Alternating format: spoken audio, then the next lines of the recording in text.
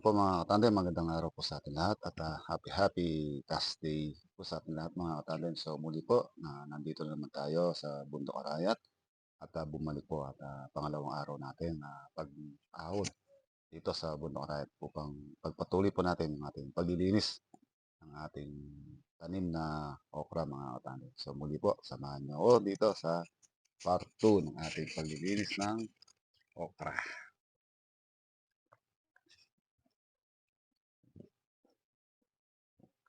So yan po mga tandem, papunta tayo dito sa ating mga tanim ng okra at umpisa na. Ano naman po yung ating pagdadamo. So yan po mga tandem, medyo lumitaw na yung ating mga tanim ng okra. So nakikita nyo po medyo masukal, kaya lang yan po sa pagitan lang yan. Dito po sa mismong tugling. O yung pagitan po nila. So mali yung tugling po na yan, nakalitaw na oh.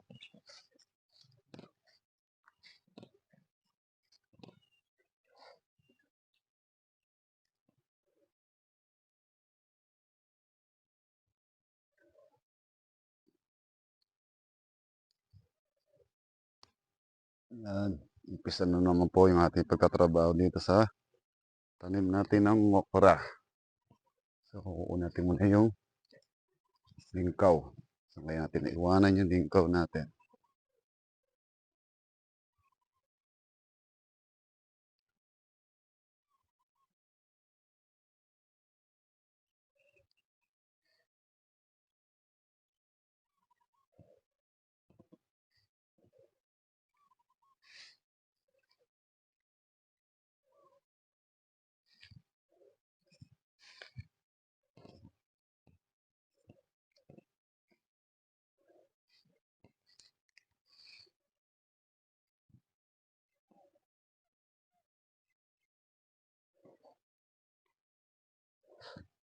Nalimutan natin kung saan natin naibitawan yung lingkaw natin kahapon mga katanda.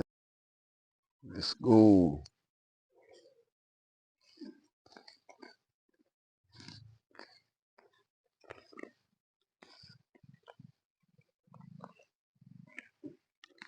So, kailangan po natin pagtsagaan po mga tandem itong ating tanim ng okra.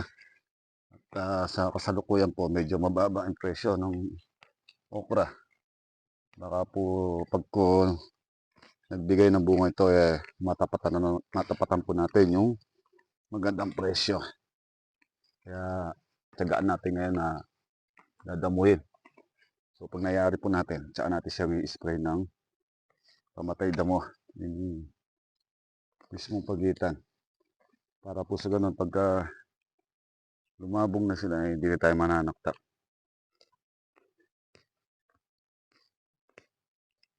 So sa tagtsa po natin, mga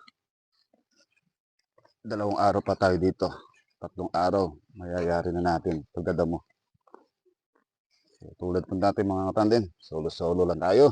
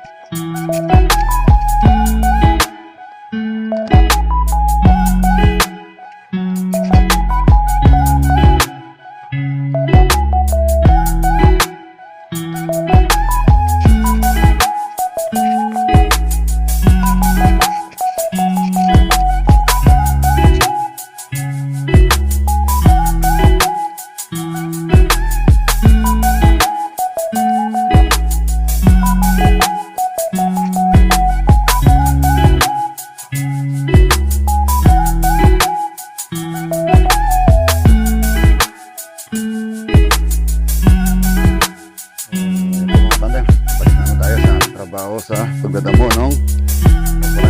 So sasamantalahin natin habang mainit ang panahon. Dahil isa po pananghali, umuulan na.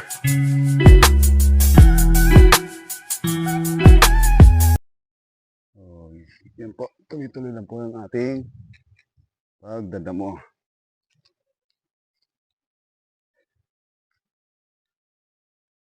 So, dito po sa gawin dito mga katandem, hindi masyadong makapal yung damo.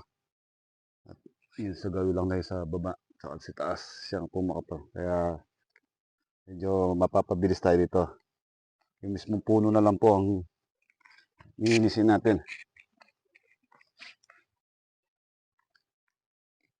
Ito po, malapad naman po yung pagitan.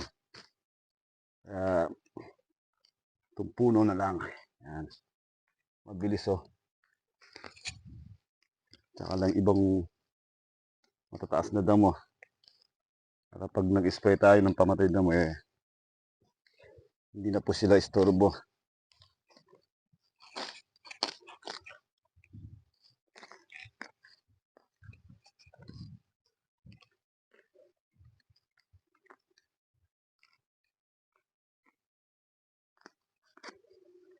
Kailangan po natin pagtsagaan mga katandem. Magpayot tayo dito sa ating tanim ng okra. Baka maya biglang tumaas ang presyo. Wala tayong anihin.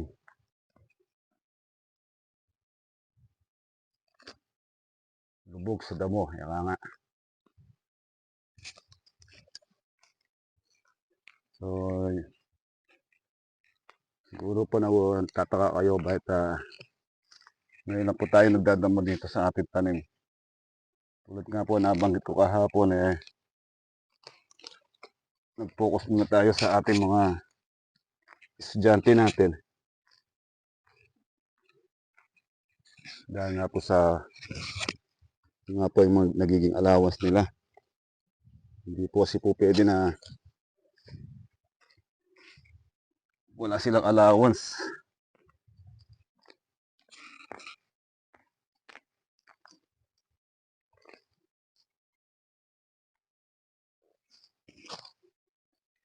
Tulad po niyan mga katandem paparating na naman po yung Sabado. Kaya Lunes na naman. Kailangan naman nila ng allowance.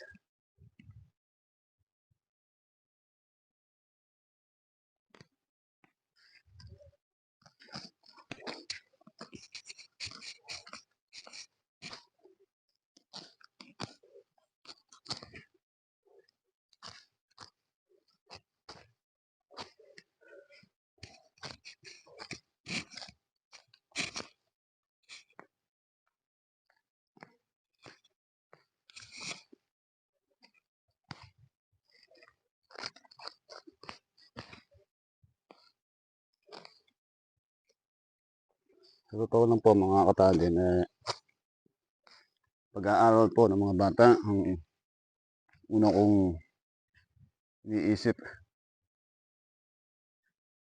Kaya nga po kahit na hindi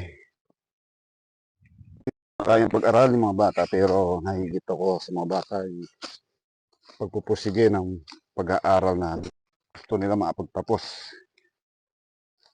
Kaya po tayo ngayon sisikap para po matustusan at punti-unti ang kanilang pangangailangan sa school.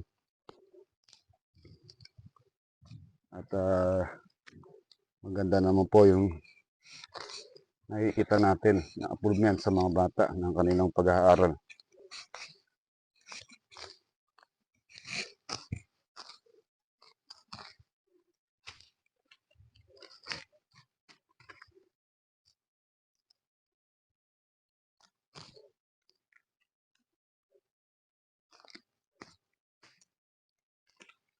Kaya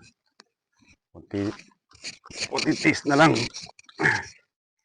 Bali makatapos ng isang koleyo.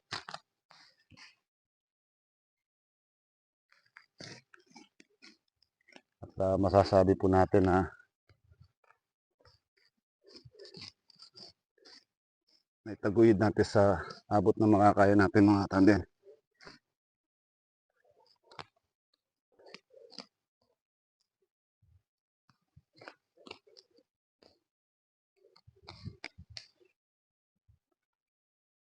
Marami man na nagmamata sa atin na hindi natin kaya makapagpatapos ng ating mga anak. Pero ito po ay ating binaliwala at unti-unti po nakikita na natin yung palapit na ang kanilang pagtatapos sa pag-aaral. Kaya mga katandem, masaya ako oras na po meron na ako nakikita na pagtapos na sa kolehiyo sa isa sa ating mga anak.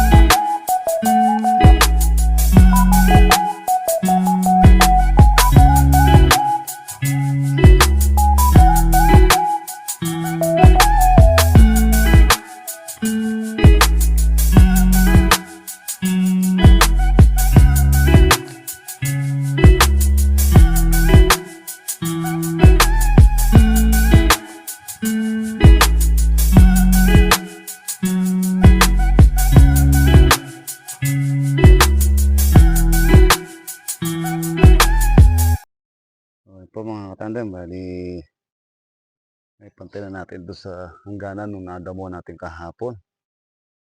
So, ayan po, ang ganda. Sa mismo merong pulso na yun. So, gagawin natin, babalikan natin yung sa ibaba na yun.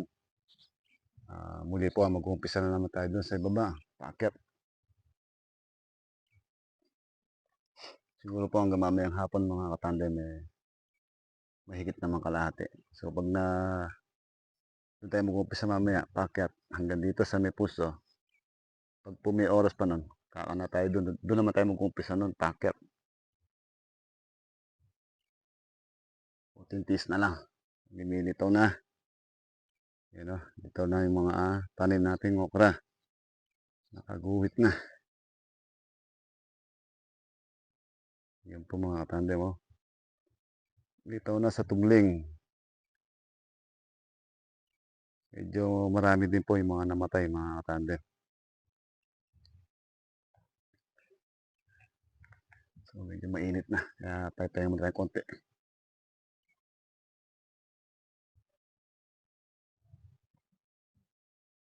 So yan po mga katandem.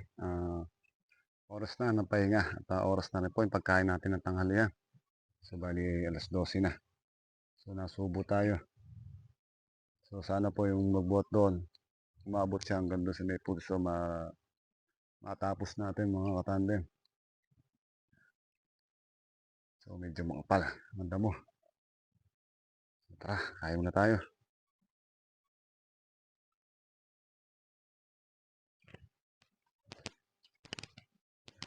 Sige mga katandem, kain muna oras na ng pahinga.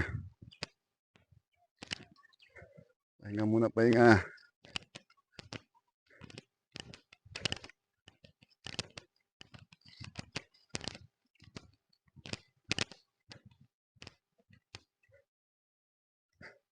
Hugas na tayo dito sa ating sibol.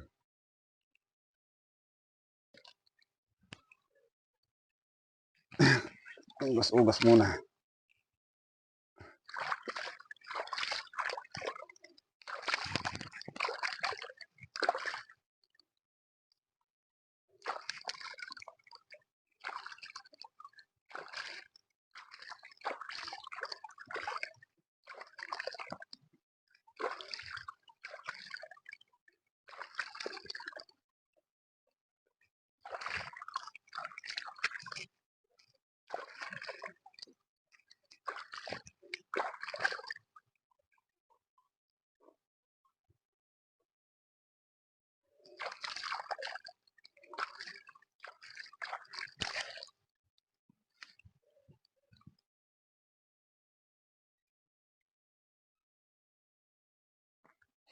So, yan po mga katandem. Tayo naman po muli.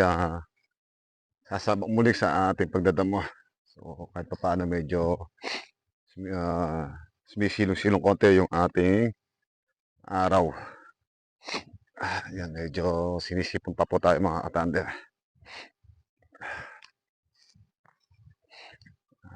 Magpapait-pait na po tayo sa ating pagdadamo.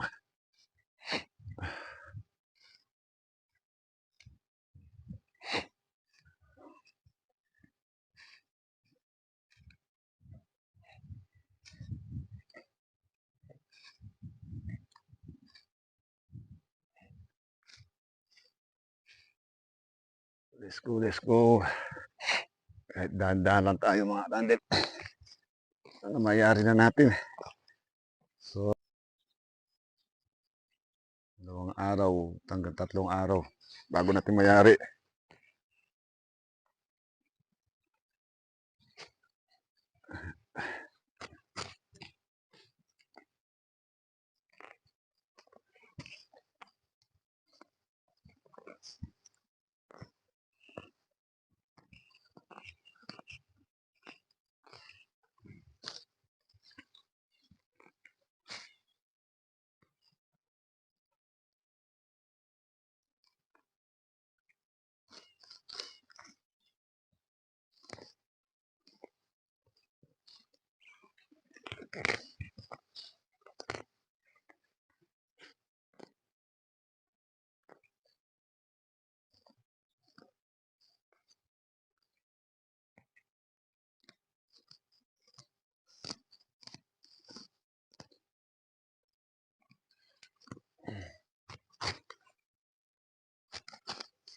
Ito po yung busit na damo.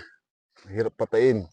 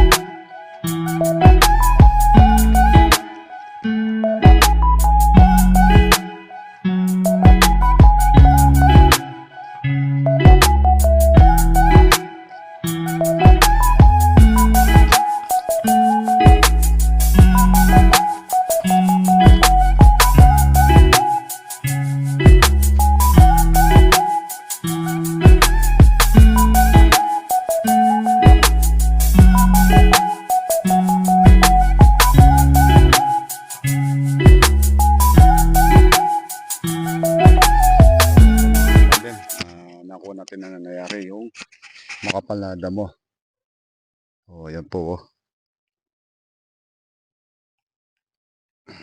Ayan, hanggang doon pa lang tayo sa mismo may ipil na yon. Tapos, hanggang sa may puso nito. Yan, sa may ipil din na yan. So, halos nasa 1/4 pa lang pa tayo mga katandem. Ano pa, hanggang doon pa sa taas. Hindi pa tayo nangangalahati. Inuna ho natin itong makapal na damo dito sa ibaba para po lumitaw yung okra natin. So nangangailangan na rin po ng spray yung ating okra. So kailangan bukas po madala natin, ay sa Makalawa pala. Makalawa, madala natin yung spray natin. Baka po si bukas hindi tayo makapunta rito mga tandem paasikaso po natin yung ilaw ng ating motor.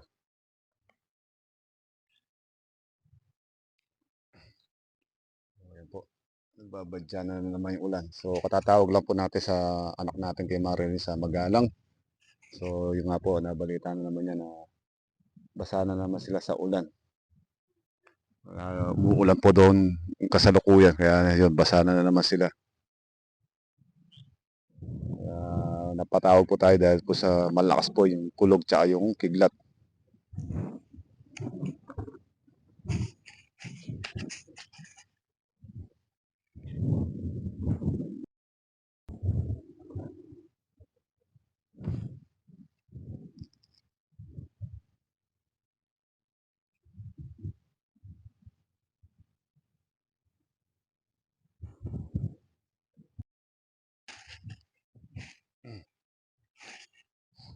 So yun po mga tandem, napakadilim po niyan. Napakababa ng ulap po na yan. Pag yan po ay bumaksak, sigurado yun ay malakas. Malakas ang ulan. No?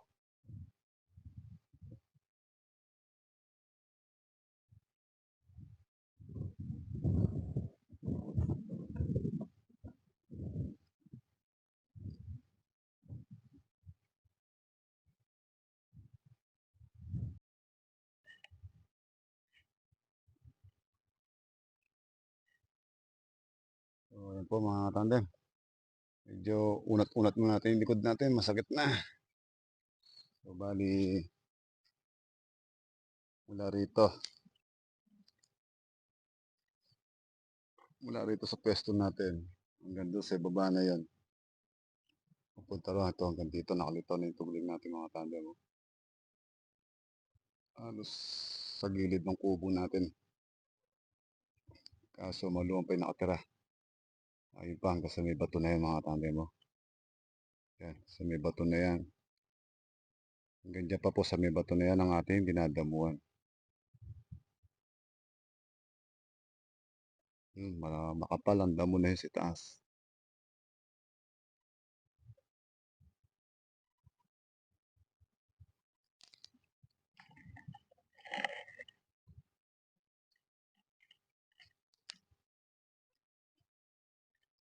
Kahit na nakalubog sa damo mga katandem, ito naman po yung ating okra o buhay po yung mga okra natin. You know?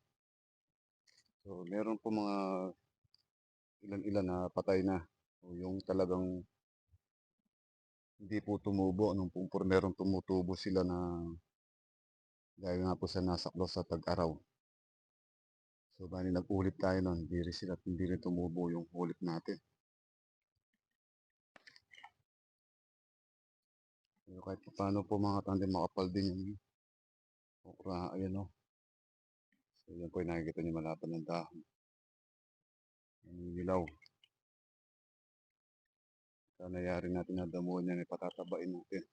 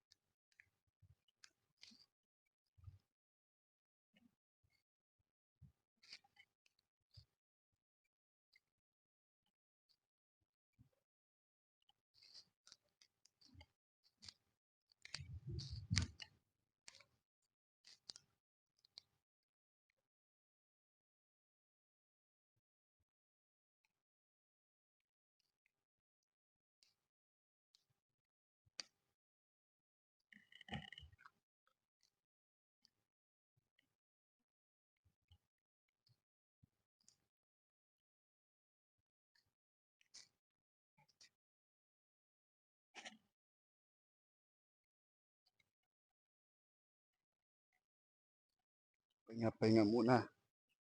Pag may time, pahinga-pahinga muna tayo mga tandem. Halos hapon na rin.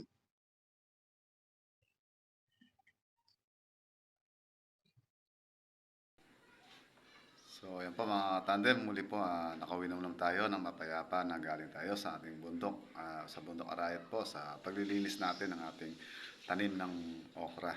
So muli po mga tandem, maraming salamat and God bless po sa inyo lahat mga tandem. Ingat po lagi.